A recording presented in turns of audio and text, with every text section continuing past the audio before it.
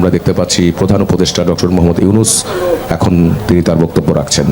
আজকে এখানে হাজির হয়েছে, পথে ঢেউয়ের মতো লোক আসছে। সারা বাংলাদেশ জুড়ে কোটি কোটি মানুষ আজকে এই মুহূর্তের জন্য অপেক্ষা করছে। তারা তাকিয়ে আছে হাদির কথা শোনার জন্য। আজকে বিদেশে যারা আছে বাংলাদেশি, এই মুহূর্তে তারাও হাদির কথা জানতে চায়। প্রিয় ওসমান হাদি, তোমাকে আমরা বিদায় দিতে আসি নাই এখানে। তুমি আমাদের বুকের ভেতরে আছো এবং চিরদিন বাংলাদেশ যতদিন আছে তুমি সকল বাংলাদেশির বুকের মধ্যে থাকবে। এটা কেউ সরাতে পারবে না। আমরা আজকে তোমাকে প্রিয় হাদি বিদায় দিতে আসিনি। আমরা তোমার কাছে আমরা ওয়াদা করতে এসেছি। তুমি যা বলে গেছো সেটা যেন আমরা পূরণ করতে পারি, সেই ওয়াদা করার জন্য আমরা একত্র হয়েছি।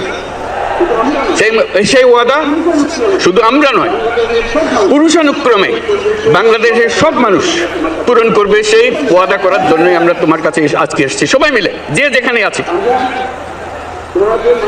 আমরা তোমার যে মানব প্রেম, তোমার যে ভঙ্গি, মানুষের সঙ্গে উঠা বসা, তোমার যে রাজনৈতিক দৃষ্টিভঙ্গি, সবাই প্রশংসা করছে। সেটা আমরা মনে প্রাণে গ্রহণ করছি, যে এটা যেন আমাদের মনে সব সময় জাগ্রত থাকে, আমরা সেটা অনুসরণ করতে পারি।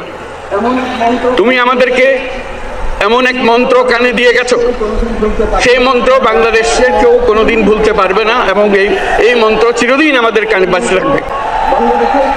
সেই মন্ত্র বাংলাদেশের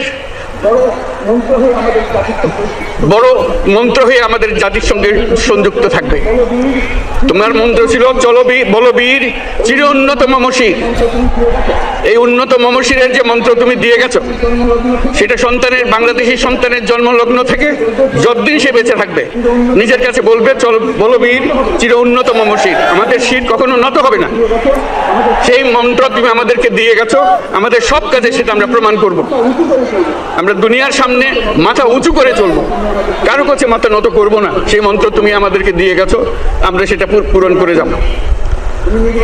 প্রিয় হাদি, তুমি নির্বাচনে অংশগ্রহণ করতে চেয়েছিলে এবং সেই নির্বাচনে অংশগ্রহণ করতে গিয়ে নির্বাচন কিভাবে করতে হয় তারও একটা প্রক্রিয়া জানিয়ে গেছে আমাদেরকে।